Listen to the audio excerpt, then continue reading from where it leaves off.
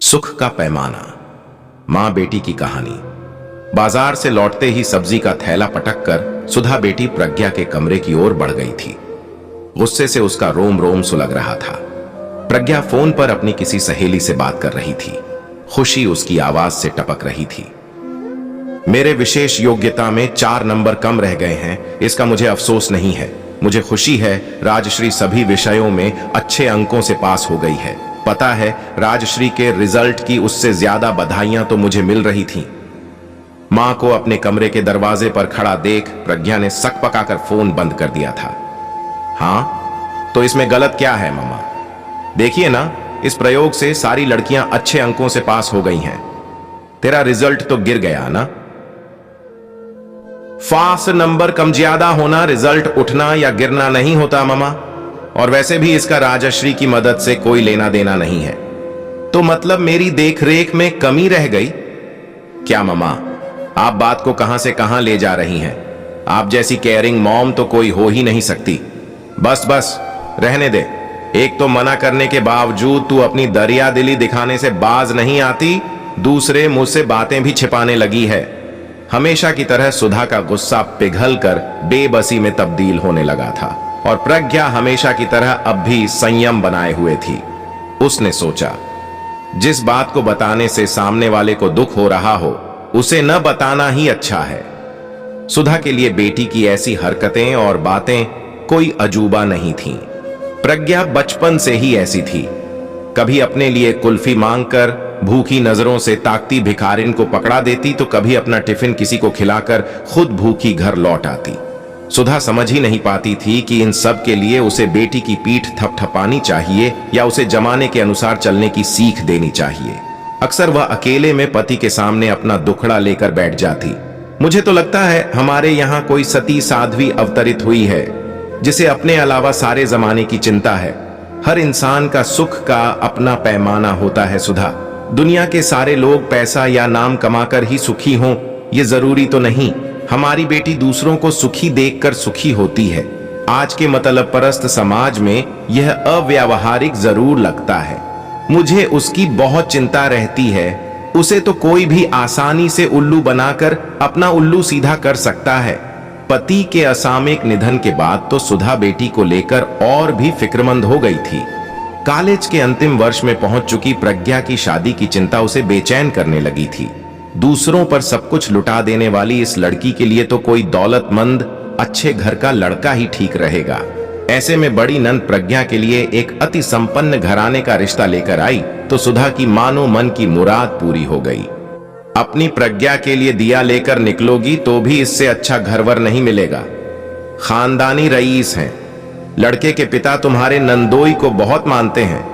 यदि ये आगे बढ़कर कहेंगे तो वे लोग कभी मना नहीं कर पाएंगे। वैसे हमारी प्रज्ञा सुंदर तो है ही, और अब तो पढ़ाई भी पूरी हो गई है।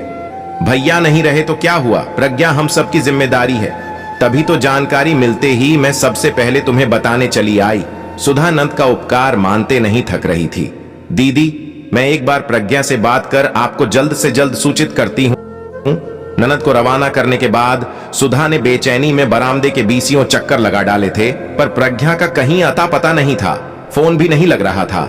स्कूटी रुकने की आवाज आई तो सुधा की जान में जान आई। कहां रह गई थी तू? घंटों से बाहर चहलकदमी कर रही हूं।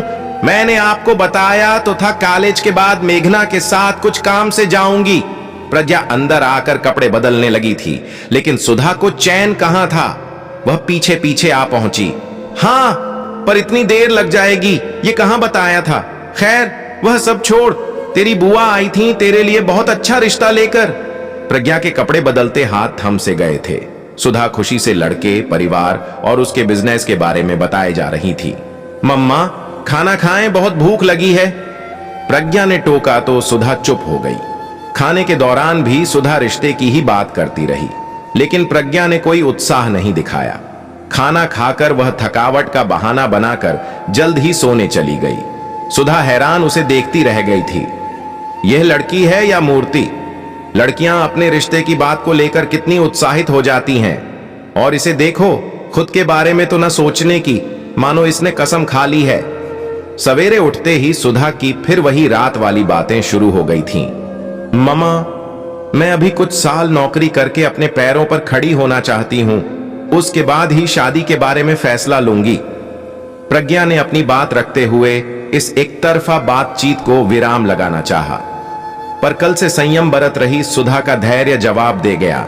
इतने अमीर परिवार की बहू बनने के बाद तुझे नौकरी करके अपने पैरों पर खड़ी होने की जरूरत कहां रह जाएगी? ये तो हमारा समय है कि दीदी को तेरा ख्याल आ गया। सुधा को अपनी बात बीच में ही रोक देनी पड़ी, क्योंकि प्रज्ञा के मोबाइल पर किसी का फोन आ गया था और वह किसी से बात करने में बिजी हो गई थी। तू चिंता मत कर, क्लास के बाद मैं चलूंगी तेरे साथ रिपोर्ट्स लेने। जरूरत हुई तो दूसरे डॉक्टर को दिखा देंगे। तब तक जो दवाएं चल रही हैं आंटी को देती रहना, सब ठीक हो जाएगा। मोबाइल पर बात को खत्म करके प्रज्ञा ने सुधा से कहा, मम्मा, मुझे जल्दी निकलना होगा। मेघना की मम्मी की तबीयत ठीक नहीं है। कल उनकी खांसी और कफ ज्यादा बढ़ गया। कफ में खून भी आने लगा तो कुछ टेस्ट करवाने पड़े। उसके पापा लंबे टूर पर बाहर हैं। वह बेचारी घबरा रही थी तो मैं साथ हो ली। वहां भीड़ होने के कारण ही कल टाइम ज्यादा लग गया था। अभी भी बेचारी फोन पर रो रही थी कि पूरी रात मां खांसती रही। मां बेटी दोनों ही पूरी रात जागती रही हैं। तैयार होते होते प्रज्ञा ने अपनी बात पूरी की और मां को बोलने का मौका दिए बिना ही स्कूटी लेकर निकल गई। बेटी के लिए फिक्रमंद सुधा पति की तस्वीर के आगे जाकर खड़ी हो गई। उसकी आंखों से आंसू बह रहे थे। चिंतित और दुखी होने पर अक्सर सुधा ऐसा ही किया करती थी। इससे कुछ पलों के लिए ही सही उसे यह संतोष मिल जाता था कि वह अकेली नहीं है। उसके सुख दुख में कोई और भी उसके साथ है। सुधा को लगा तस्वीर न केवल उसके दर्द को समझ रही है, बल्कि उसे दिलासा भी दे रही है। अपनी बेटी को समझने का प्रयास करो सुधा। मैंने बताया तो था कि सुख को मापने का उसका पैमाना अलग है। कुछ कुछ सुकून पाती सुधा घर के कामों में लग गई। प्रज्ञा को उस दिन लौटने में फिर रात हो गई थी। अगला सूर्योदय सुधा की जिंदगी में नया सवेरा लेकर आता था। आश्चर्यजनक रूप से प्रज्ञा ने शादी के लिए सहमति दे दी थी। सुधा को जानने की जिज्ञासा तो थी, पर ज्यादा टटोलने से कहीं बेटी का मन न पलट जाए, इस आशंका से उसने कुछ न पूछना ही ठीक समझा। ननद को फोन कर उसने प्रज्ञा की सहमति की सूचना दे दी। फिर तो आनन फानन सारी औपचारिकताएं पूरी की जाने लगीं। सगाई का दिन भी तय हो गया। मां का उल्लास देख प्रज्ञा ने खुशी के साथ साथ चिंता भी जाहिर की थी। काम का इतना तनाव मत लो ममा, आप बीमार हो जाओगी। आप कहो तो मेरी शॉपिंग का काम मैं मेघना के साथ जाकर निपटा लूं। नेकी और पूछ पूछ सुधा ने सहर्ष अनुमति दे दी थी। तय हुआ कि मेघना को घर बुला लिया जाएगा और सुधा के टेंट वाले के यहां से लौटते ही दोनों सहेलियां शॉपिंग के लिए निकल जाएंगी। घर में ज्वेलरी आदि रखी होने के कारण सुधा इन दिनों घर सूना नहीं छोड़ना चाहती थी।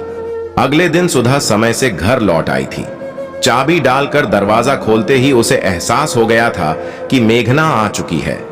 दोनों बातों में बिजी थीं। रसोई में चाय चढ़ाने जाते वह प्रज्ञा के कमरे के आगे से गुजरी तो अंदर धीमे आवाज में चल रही बातचीत ने उसके कान खड़े कर दिए। प्रज्ञा, अन्यथा मत लेना, पर मुझे अभी भी यकीन नहीं हो रहा है कि तू पैसे के लालच में किसी और से शादी कर रही है। मैं तो समझती थी कि तू और प्रतीक। सुधा को लगा उसके पैरों के नीचे से जमीन खिसक जाएगी। वह कान लगाकर दरवाजे की ओट में खड़ी हो गई।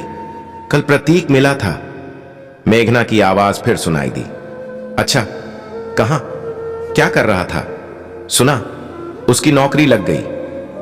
प्रज्ञा के स्वर की तड़प ने सुधा के साथ साथ मेघना को भी चौंका दिया था।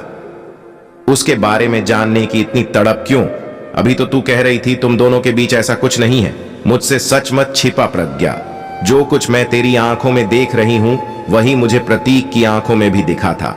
मैंने उसे तेरी सगाई की बात बताई तो उसे यकीन नहीं हुआ। कहने लगा कि मैं मजाक कर रही हूं। फिर थोड़ी देर बाद मैंने उसे ढूंढा तो वह फंक्शन से जा चुका था। मेरा शक अब यकीन में बदलता जा रहा है। उससे ही छोड़ बैठी थी। उन दिनों मुझे न कपड़ों का होश था, न खाने का, न सोने का। बस एक ही बात 24 घंटे सिर पर सवार रहती थी, किसी तरह मां जी जाए। भावुक मेघना का गला भर आया तो प्रज्ञा ने उसके हाथ थाम लिए थे। तुम्हारी इसी मातृभक्ति ने तो मुझे इस सगाई के लिए प्रेरित किया है। तुम्हें मां के लिए रोते, कलपते, भागते, दौड़ते देख मुझे एहसास हुआ कि सहज सुलभ उपलब्ध वस्तु की हम अहमियत ही नहीं समझते। उसे खो देने का एहसास ही क्यों हमें उसकी अहमियत का एहसास कराता है। हम समय रहते उसकी परवाह क्यों नहीं करते। बस मैंने तय कर लिया कि मैं मां की खुशी के लिए सब कुछ करूंगी। हाँ मेघना, मैं यह शादी मम्मा की खुशी के लिए कर रही हूं, यह जानते हुए भी कि मैं समीर के साथ कभी खुश नहीं रह पाऊंगी।